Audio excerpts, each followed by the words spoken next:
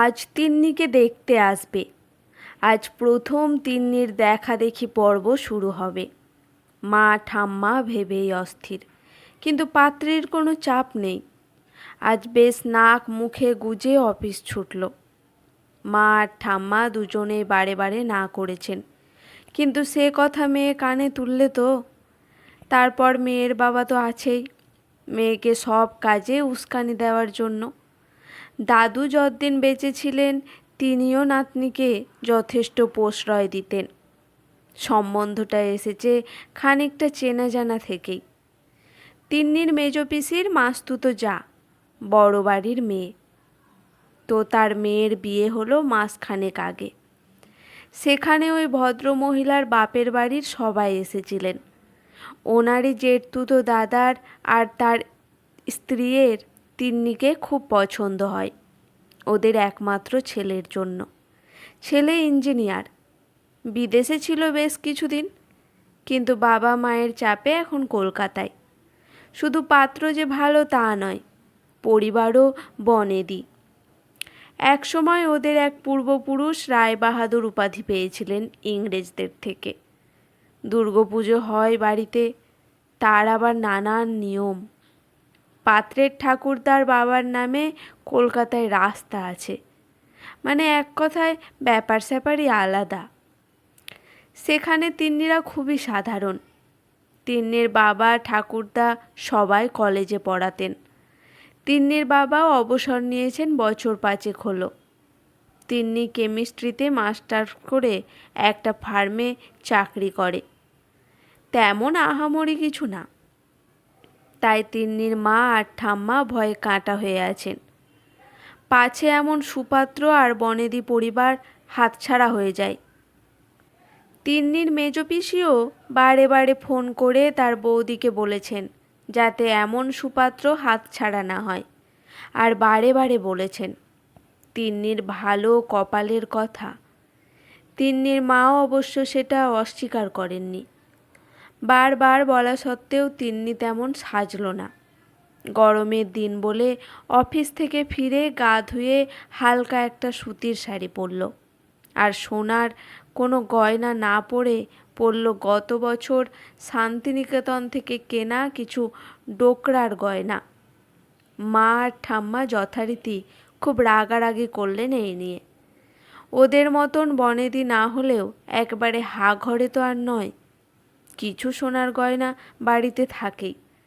সেগুলো পড়লে কি এমন ক্ষতি হতো? কিন্তু কে বোঝাবে মেয়েকে? আর বাবা তো আছেনই মেয়েকে সব বিষয়ে প্রশ্রয় দিতে। এসেছে 6 জন, ছেলের বাবা মা, 2 কাকা, 1 কাকিমা আর ছেলে নিজে। ছেলের মা কাকিমা দুজনেই এই বয়সেও খুব সুন্দরী। ওদের বাড়ির অন্যান্য বউরাও তাই। বিয়ে বাড়িতে সেদিন দেখেছেন তিন্নির মা। সেখানে তার মেয়ে অতি সাধারণ, গায়ের রং চাপা, কিন্তু মুখশ্রী খারাপ না, আর চোখ দুটো খুবই উজ্জ্বল। মেয়েকে দেখেছিলেন মেয়ের মা। তার প্রথম পাত্র দেখার কথা মনে পড়ে গেল। কি ভয়টাই না পেয়েছিলেন।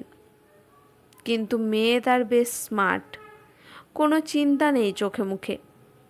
প্রথমে সবাই কিছুক্ষণ চুপ, 1 মিনিট মতো। হয়তো বিয়ে বাড়িতে অত আলোয় দেখা মেয়েটির সাথে আজকে টিউবলাইটের নিচে বসে থাকা মেয়েটিকে মিলিয়ে দেখছিল, খানিকটা মেপেও। পাত্র সরাসরি দেখছে না, মোবাইল দেখতে দেখতে মাঝে মধ্যে। তারপর পুরুষরা কিছুক্ষণ তিন্নির বাবার সাথে এখনকার আবহাওয়া, গ্লোবাল ওয়ার্মিং, রাজনীতি, এই দেশের আর কিচ্ছু হবে না, বিদেশে কত এগিয়ে যাচ্ছে ইত্যাদি নিয়ে আলোচনা করলেন। মহিলারাও পিছিয়ে নেই। তারাও তিন্নির মা আর ঠাম্মাকে শুনিয়ে দিলেন তাদের বাড়ির দুর্গাপুজোর নিয়ম নিয়ে, কবে কি ভোগ দিতে হয় আর সেটা কতটা নিয়ম মেনে দিতে হয় সেসব নিয়ে। তারপর আস্তে আস্তে মহিলারা তিন্নিকে মনোনিবেশ করলেন। একটা রসগোল্লায় একটু কামড় বসিয়ে ছেলের মা জিজ্ঞেস করলেন, রান্না বান্না কিছু জানো? গলা শুকিয়ে গেল তিন্নির মায়ের। শাশুড়ির দিকে চাইলেন তিনি। শাশুড়ির চোখেও ভয়। তিন্নি তো কিচ্ছু পারে না এসব, এখনও কিচ্ছু পারে না। ওই চা, কফি, অমলেট, নুডলস, ব্যাস। কত শেখার কথা বলেছেন, কিন্তু মেয়ে কানেই নেয়নি। তিন্নিকে চুপ দেখে আবার প্রশ্নটা করলেন ছেলের মা, জানো রান্না বান্না করো কিছু? না আন্টি, ওই চা, অমলেট এসব ছাড়া কিছু পারি না। সে কি, আর কিচ্ছু পারো না? আমার বিয়ে হয়েছে মাত্র 19 বছর বয়সে, তখনই আমি সব পারতাম।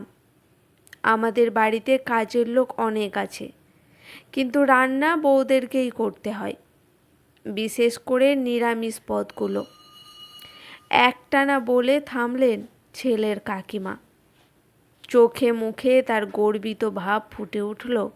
বেশ, কোনো আমাদের এলিনার কথা বলো উমা, সে তো একজন ডাক্তার, গাইনো, তবুও কি সুন্দর হাতের রান্না। আমাদের বড় ভাসুরের ছেলের বউ এত সুন্দর শুক্তো আর লাউয়ের পায়েস করবে, আপনি ভাবতেও পারবেন না। এবার ছেলের মায়ের গর্বিত উক্তি। খানিক থেমে উনি আবার বললেন, যতই লেখাপড়া করো আর অফিস যাও, হেঁসেল সেই সামলাতেই হবে মেয়েদের। এরপর ছেলের মা তিন্নির মায়ের দিকে তাকালেন, বললেন, আমাদের তো মোটামুটি পছন্দ, এবার আপনারা ঠাকুমা আর মা মিলে মেয়েকে রান্নাবান্নাগুলো শিখিয়ে দিন, তাহলে সামনে অঘ্রাণে হতেই পারে। কি বলো তোমরা? হ্যাঁ রে পাপাই, তুই কিছু বল। পাপাই মানে পাত্রের শুধু মৃদু হাসি দেখা গেল, তারপর আবার তার চোখ মোবাইলে। তিন্নি দেখল মা আর ঠাম্মাকে। ওদের দেখে মনে হচ্ছে হাতে যেন স্বর্গ পেয়েছেন যেন। কিন্তু বাবার মুখে একটু চিন্তার ভাঁজ দেখল তিন্নি। এটা সেটা কথার মধ্যেই আবার রান্না আর ঘরের কাজের প্রসঙ্গ টেনে আনলেন ছেলের মা আর কাকিমা। তিন্নি মা আর ঠাম্মাকে অপরাধীর মতো মুখ করে হুঁ হাঁ করতে দেখল, কিন্তু নিজেকে আর সামলাতে পারল না। গলায় খানিক মজা এনে তিন্নি বলল, আচ্ছা আন্টি, আপনি তো জিজ্ঞেস করলেন আমি রান্না করতে পারি কি না, ঘরের কোনো কাজ পারি, কিন্তু আপনারা কেউ একবারও তো জিজ্ঞেস করলেন না আমার রেজাল্ট কেমন ছিল, আমার হবি কি। তো আপনার ছেলে সে কি ইলেকট্রিকের বাল্ব লাগাতে, কল খারাপ হলে ঠিক করতে, ঠিকমতো বাজার করতে পারে তো? একটা বোমা ফাটলো যেন ঘরে। তিন্নির বাবা ছাড়া সকলের চোখ মোটামুটি কপালে, আর পাত্রপক্ষের চোখে তো আগুন দেখতে পেল তিন্নি। পাত্র এতক্ষণে সোজাসুজি তাকিয়ে আছে তিন্নির দিকে। তারপর আর কোনো কথা হয়নি। আধ খাওয়া মিষ্টি আর নোনতা খাবারগুলো পড়ে থাকলো প্লেটে। পাত্রপক্ষ চলে গেল। এরপর মা আর ঠাম্মার কি প্রতিক্রিয়া হতে পারে সেটা আন্দাজ করতে অসুবিধে হলো না তিন্নির। বাবার মুখে যথারীতি প্রশ্রয় দেখতে পেল, আর সব থেকে বড় হলো নিজের বড্ড হালকা লাগছে ওর।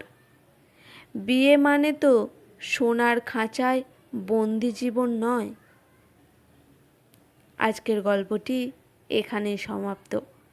গল্পটি কেমন লাগলো অবশ্যই কমেন্ট করে জানাবেন। ভালো লেগে থাকলে চ্যানেলটি সাবস্ক্রাইব করে লাইক করে আমার পাশে থাকবেন।